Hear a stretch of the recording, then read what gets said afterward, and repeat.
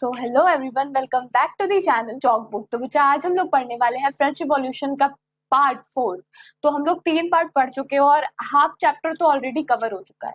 ठीक है, बस 2 पार्ट और लगेंगे इसमें, मतलब पार्ट 4 हम लोग पढ़ेंगे और पार्ट 5 हम लोग पढ़ेंगे, जिसके बाद ये पूरा का पूरा चैप्टर आपका कंप्लीट हो जाएगा। ये चैप्टर आपके एग्जाम पॉइंट ऑफ व्यू से बहुत ज्यादा इंपॉर्टेंट है, प्लस 10th क्लास में बहुत ज्यादा इंपॉर्टेंट है, क्योंकि इसमें बहुत सारे टॉपिक्स, पॉइंट या कुछ ऐसे टर्म्स हैं जो कि पिछले नहीं आगे साल में बहुत ज्यादा रिलेट करेंगे, एक दूसरे से कनेक्ट करेंगे। ठीक, जिसमें आपको 10th क्लास में जो फर्स्ट चैप्टर रहेगा आप लोग का हिस्ट्री का, the rise of nationalism in Europe, उसे पढ़ने में आप लोग को बहुत ज्यादा हेल्प मिलेगी, क्योंकि आपको रिलेट करके पढ़ना होगा इन दोनों के दोनों चैप्टर्स। ठीक, तो चलो भाई हम लोग स्टार्ट करते हैं। सबसे पहले पिछली सारी चीजों को पहले कनेक्ट कर लेते हैं, मतलब पिछली सारी चीजों को पहले रिकॉल कर लेते हैं, उसके बाद हम लोग आगे बढ़ते हैं। तो जब हम लोग बात करेंगे पिछले टॉपिक्स की, तो पिछले टॉपिक्स में हम लोगों ने बहुत सारी चीजें स्टडी कर ली थी। क्या क्या स्टडी किया था हम लोगों ने स्टडी कर लिया था भाई कि क्या क्या इवेंट्स हुए थे कंट्री साइड में। ठीक है, मिराबियो के बारे में, एबिसियस कौन थे, इन सारे लोगों के बारे में हम लोग ने स्टडी किया। तो जब हम लोग मिराबियो और एबिसियस के बारे में बात करेंगे, तो मिराबियो और एबिसियस थर्ड स्टेट को प्रमोट करने के लिए, थर्ड स्टेट को लीड करने के लिए वो पर्सन थे। मिराबियो और एबिसियस दोनों ही बच्चा, एबिसियस तो आपको क्लर्जी पीपल से बिलोंग करता था, मतलब कि जो प्रीस्ट वगैरह होते थे वहां से बिलोंगिंग था। लेकिन मिराबियो की बात करें बच्चों, तो वो नोबल से बिलोंग करता था, मतलब रूरल पार्टी से, रूलिंग से। ठीक, लेकिन फिर भी वो लोग क्या करते थे, साथ देते थे किसका, थर्ड स्टेट का। ठीक, मतलब कि एक लीडिंग रोल की तरह काम कर रहे थे वो, किन के लिए, थर्ड स्टेट के लिए। तो मिराबियो पैदा हुए तो नोबल फैमिली में, लेकिन वो जो मतलब but was convinced of the need कि भाई क्या नीड है फीडल प्रिविलेजेस का या प्लेस्ड बाय बर्थ को, तो ये सारी चीजों से वो क्या थे, कन्विंस्ड थे। ठीक, he brought out a journal and delivered powerful speeches. इन्होंने पावरफुल स्पीचेस को डिलीवर किया क्राउड्स में, ठीक, जो कि असेंबल थे वर्शेलिस वगैरह में। ठीक, अबिशियस ओरिजिनली एक प्रीस्ट थे। प्रीस्ट मतलब क्या होता है बच्चा, क्लर्जी पीपल थे। ठीक है, जो फादर्स होते हैं, प्रीस्ट होते हैं, वो होते हैं। ठीक है, रोट एन इन्फ्लुएंशियल पैम्पलेट। इन्होंने क्या लिखा था कि एक इन्फ्लुएंशियल पैम्पलेट लिखा था, जिसको कि what is the third state, मतलब जो एबिसियस मिराबियो, ये कौन है भाई, ये हो गए आपके एबिसियस, सॉरी मिराबियो, और ये हो गए एबिसियस। तो ये दोनों के दोनों जो व्यक्ति हैं वो क्या थे, लीडिंग रोल की तरह काम कर रहे थे, किसके लिए, थर्ड स्टेट के लिए। ठीक, आगे की तरफ चलते हैं जल्दी से। इवेंट्स क्या क्या हुआ कंट्री साइड में, तो कंट्री साइड में बहुत ही ज्यादा रूमर्स मतलब क्या होता है बच्चा, अफवाह फैल गई थी कि यार विलेज साइड में जितने भी मैनर लोग, जितने बड़े बड़े लोग हैं, मतलब कि जितने भी मोनार्कीज लोग हैं, वो क्या करने जा रहे हैं कि हमारा पूरा का पूरा विलेज का जो क्रॉप्स वगैरह है उसको आग लगा के डिस्ट्रॉय करने वाले।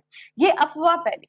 तो जब अफवाह फैली तो जितने भी पीजेंट्स उन्होंने क्या सोचा भाई कि जिस मतलब पहले वो हमसे अटैक करें, मतलब कि सबसे पहले क्या सोचे थे, अफवाह ये फैली कि पूरे के पूरे जितने भी मैनोर लोग हैं वो क्या करने वाले हैं, फायर लगाने वाले हैं क्रॉप्स वगैरह को डिस्ट्रॉय करने के लिए।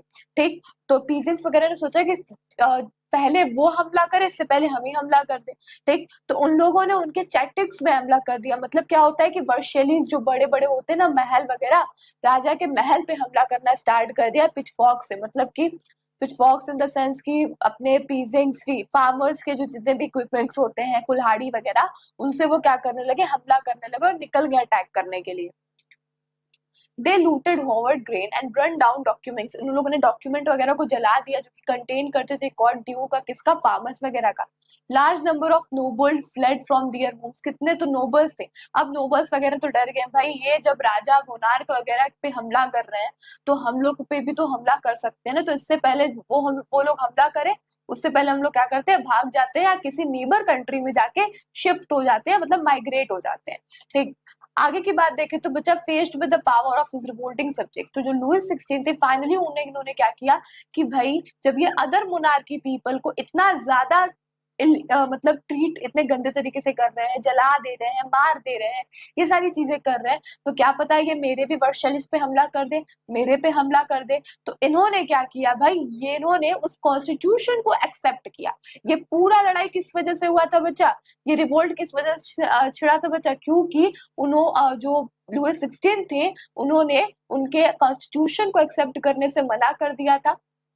ठीक, अब इन सारे चीजों के बाद लुइस 16 ने finally accorded recognition to national assembly, और उन्होंने क्या किया, कॉन्स्टिट्यूशन को एक्सेप्ट कर लिया। 4 अगस्त 1789 में नाइट में जो असेंबली पास्ड ए डिक्री कि भाई हम लोग क्या कर रहे हैं, फ्यूडल सिस्टम के ऑब्लिगेशंस को और टैक्सेस को क्या कर रहे हैं, हम लोग एबॉलिश कर रहे हैं। ठीक है, एबॉलिश मतलब क्या होता है बता, बच्चा हटा रहे हैं, ठीक, खत्म कर रहे हैं। मेंबर्स जितने थे clergy too were forced to give up their privileges कि भाई आपको जितने भी प्रिविलेजेस दिए गए हैं अभी तक वो आप हमें वापस लौटा दो। थिथिस को एबॉलिश कर दिया गया और land owned by the church were confiscated. ठीक, जितने भी लैंड दिए गए थे चर्च वाले लोगों को तो उससे क्या किया, वो सारे लैंड क्या कर दिए गए, वापस ले लिए गए, कॉन्फिस्केटेड। ओके, आगे देखते हैं। जो फ्रांस था वो क्या हो गया, मतलब नेशनल असेंबली कंप्लीट हो गया, ड्राफ्ट ऑफ कॉन्स्टिट्यूशन इन 1791। इसका मेन ऑब्जेक्ट ये था, क्या था भाई, कि जो पावर है मोनार्क का उसको हम वो लोग क्या कर सके, लिमिट में कर सके।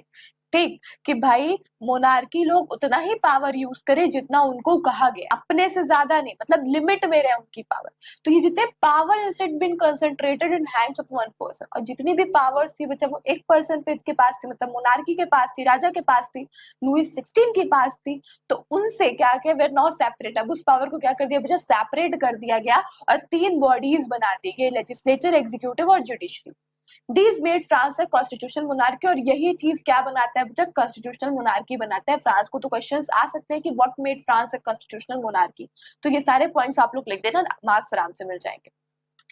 आगे देखो, ये तो मैंने समझा ही दिया था भाई। ठीक, आगे चलते हैं जल्दी से। जो कॉन्स्टिट्यूशन था बच्चा 1791 का vested the power to make law in national assembly which was indirectly elected. जितने भी सिटीजंस थे वो voted for a group of electors who in turn choose the assembly. सारे सिटीजंस के पास राइट टू वोट नहीं था बच्चा। ठीक, सिर्फ उन्हीं लोग के पास राइट टू वोट था जिनके पास पैसा था, पावर था। तो ओनली मैन, जो 25 साल से ऊपर के आदमी लोग थे, ठीक, वही टैक्स को ही पे करेंगे, equal at least 3 days of labourers wage, और उन्हें कोई राइट था वोट देने का। तो वो किस में आएंगे बच्चा, एक्टिव सिटीजंस में आते थे। पैसिव सिटीजंस में कौन आते थे बच्चा, तो remaining man and all women were class as a passive citizens, they were entitled not to vote. तो उनको वोट देने का कोई अधिकार नहीं था, प्लस वो कोई भी टैक्स को भी पे नहीं करते थे। ठीक, to qualify as an elector and then as a member of the assembly, a man had to belong to the highest bracket of a taxpayer। जो कॉन्स्टिट्यूशन था बच्चा वो क्या हो गया, डिक्लेरेशन हो गया। मतलब क्या क्या डिक्लेरेशन किया गया उसमें, कि भाई राइट टू फ्रीडम है, और राइट टू लाइफ है, फ्रीडम ऑफ स्पीच है, फ्रीडम ऑफ ओपिनियंस है, इक्वालिटी बिफोर लॉ होगा, नेचुरल इनलेनेबल राइट्स, और ये सारे चीज क्या है, नेचुरल है। ये एक आदमी की खुद की राइट्स है, नेचुरल राइट्स है, इसको कोई मिटा नहीं सकता है। That's why belong to each other, belong होगा बच्चा पार्टी यहाँ पे। ठीक है, belong to each human being by birth, के इंसान जैसे ही पैदा होता है ना बच्चा, उन सारे इंसान को ये राइट्स दे दी जाती है, और ये राइट्स कभी भी उनसे वापस नहीं ली जा सकती। ये एक ड्यूटी होती है ऑफ द स्टेट की, कि वो इन सारे सिटीजंस के नेचुरल राइट्स को क्या करके चले, प्रोटेक्ट करके चले। तो लो बच्चा पार्टी, ये तो मैंने पढ़ा दिया भाई, पार्ट 3 फटाक से रिवाइज हो गया। ठीक है, अब हम लोग को पढ़ना है पार्ट 4 को। तो आई होप आप लोग को ये तीनों पार्ट क्रिस्टल क्लियर हो चुके होंगे। कोई भी डाउट होगा बच्चा तो कमेंट करके पूछ लेना। अब हम लोग स्टार्ट करते हैं पार्ट 4 को। तो पार्ट 4 में भाई क्या पढ़ना है, कि फ्रांस ने तो मोनार्की सिस्टम को एबॉलिश कर दिया और रिपब्लिक तो बन गया। ठीक, तो ऑल्दो जो लुईस 16 थे उन्होंने साइन कर दिया था कॉन्स्टिट्यूशन, और इन्होंने एंटर कर दी थी एक सीक्रेट नेगोशिएशंस में with the king of Persia के साथ, कि भाई हम लोग सलाह मशवरा करेंगे, नेगोशिएट करेंगे कि भाई किस तरीके से हम लोग यहाँ से हटाना है ये सारी चीजों को। तो भाई जो एक तरीके से देखा जाए तो जितने भी रूलर्स थे ऑफ द नेबरिंग कंट्रीज के टू वेर वरीड हो गए, डर गए कि जिस तरीके से फ्रांस का डेवलपमेंट हो रहा है, प्लान्स वगैरह बन रहे हैं ट्रूप्स वगैरह को सेंड करने के लिए और इवेंट्स वगैरह को पुट डाउन करने के लिए, that been taking place there were since the summer of 1789। बच्चा स्टेज जो होते हैं ना वो बहुत ही ज्यादा इंपॉर्टेंट होते हैं आपके एग्जाम के पॉइंट ऑफ व्यू से। तो डेट्स को बिल्कुल ध्यान में रखना। जितने सारे पॉइंट्स को मैं अंडरलाइन करूंगी, जितने सारे पॉइंट्स को मैं डेट्स वगैरह को, नाम वगैरह को अंडरलाइन करूंगी, तो बच्चा प्लीज आप लोग भी बुक वगैरह में कर लेना, ताकि जब रिवाइज करो तो किसी भी तरीके का प्रॉब्लम ना। बिफोर दिस कुड हैपन, जो नेशनल असेंबली थी वो वोटेड इन अप्रैल 1792 की to declare war against Austria and Persia. अब मेरे लोग को डर लग गया, ठीक है, कि नेशनल असेंबली को डर नहीं लगा। नेशनल असेंबली ने सोचा कि भाई इससे पहले वो लोग हम लोग पे हमला करें, हम लोग क्यों ना ऑस्ट्रिया पर्शिया पे वॉर कर दे, उनके अगेंस्ट, उनके ओपोनेंट, उनके अपोज्ड वॉर कर दे। अब आगे देखते हैं। अब वॉर हो गया, किसके अगेंस्ट है, किसके अपोज्ड, ऑस्ट्रिया पर्शिया के opposed. thousands of volunteers charged from the provinces to join the army.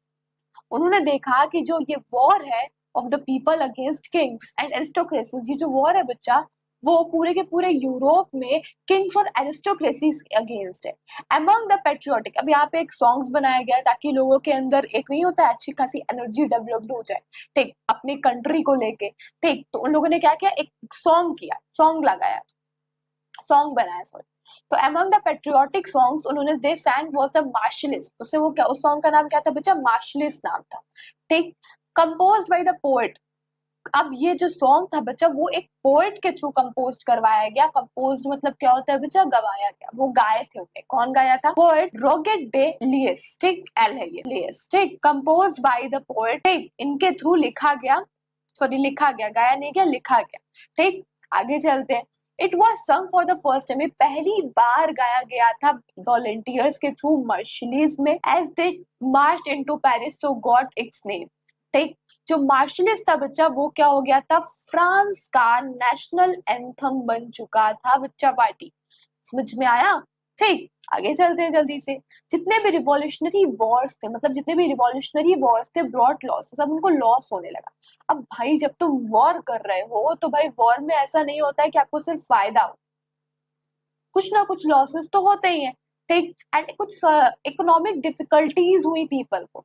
जितने भी मैन थे, while the men were away fighting at the front, वो फ्रंट से फाइट कर रहे थे. women were left to cope with the task of earning a living, ठीक, and looking after their families. जितने भी लार्ज सेक्शंस के लोग थे उस पॉपुलेशन के, were convinced that the revolution had been carried further as Constitution 1791, जो कि दे रहे थे political right only to the richer society. क्योंकि भाई सिर्फ और सिर्फ रिचर सोसाइटी को ही कॉन्स्टिट्यूशन के राइट्स क्यों मिल रहे हैं, जितने भी वीकर सेक्शन ऑफ सोसाइटीज उनको भी तो मिलने चाहिए ना. आगे देखते हैं क्या हुआ. अब भाई यहाँ पे एक पॉलिटिकल हब क्रिएट किया गया. क्या इमरजेंसी थी, क्या इतना जरूरत था कि पॉलिटिकल हब क्रिएट कर दिया. तो political hub become an important railing point. ये क्या था बच्चा, एक इम्पोर्टेंट रेलिंग पॉइंट था. क्या पॉलिटिकल हब, किसके लिए, लोगों के लिए. किन लोगों के लिए, जो कि विश कर रहे हैं गवर्नमेंट के साथ डिस्कस करने के लिए, गवर्नमेंट के पॉलिसीज को, गवर्नमेंट के प्लान्स को, in their own form of actions के. एक most successful of this club था जो क्या था, जैकोबिन्स क्लब. वो got its name from the former of Saint Jacob in Paris. Women too who had been active throughout this period form their own club. जितने भी women थी उन लोगों ने अपने ओन के क्लब को, अपने खुद के क्लब को फॉर्म कर लिया, ठीक. अब जैकोबिन क्लब्स के बारे में कुछ पॉइंट्स पढ़ना है कि भाई ये जैकोबिन क्लब्स होता क्या है. तो बच्चों जो जैकोबिन क्लब्स के अंदर जितने भी मेंबर्स होते हैं ना, वो एक बिलोंग करते हैं जितने भी less prosperous section of societies. क्यों क्यों इसमें रिचर सोसाइटी नहीं है बच्चा, इसलिए नहीं है क्योंकि कॉन्स्टिट्यूशन तो रिचर सोसाइटी के जितने भी राइट्स वगैरह को फुलफिल तो कर ही रही थी, लेकिन लेस प्रॉस्पेरस सेक्शन सोसाइटी के कोई भी राइट्स को प्रिपेयर नहीं कर रहा था. इसलिए जो जैकोबिन क्लब था वो बिलोंग करता था mainly to less prosperous sections of society से. अब भाई ये जो less prosperous section of society में कौन कौन लोग आते हैं, ये इंक्लूड करता है स्मॉल शॉपकीपर्स को, आर्टिशंस को, शूज मेकर्स को, पेस्ट्री कुक्स को, जो कुक पेस्ट्री वगैरह बनाते हैं, ठीक, वॉच मेकर को, प्रिंटर को, एज वेल एज जितने भी सर्विंग्स, जितने भी नौकर रहते थे और जितने भी डेली वेज वर्कर रहते थे, वो सारे लोग इस जैकोबिन क्लब के क्या थे बच्चा, मेंबर, ठीक. दियर लीडर वाज, इनके लीडर कौन थे, तो मैक्सिमिलियन रोबेस्पियर, ठीक, ये इनके लीडर. एक group among the Jacobian clubs decide करता था कि किस तरीके से हम लोग स्टार्ट करें. उन लोगों ने एक वियर करना कि भाई हम लोग जैकोबिन क्लब के हैं मेंबर, तो हम लोग वियर करेंगे एक लॉन्ग स्ट्रिप ट्राउजर जो कि सिमिलर होगा those worn by dock workers, जो कि डॉक वर्कर्स जैसा पहनते थे, ठीक. आपके बुक में इमेज भी दिया होगा, ठीक है.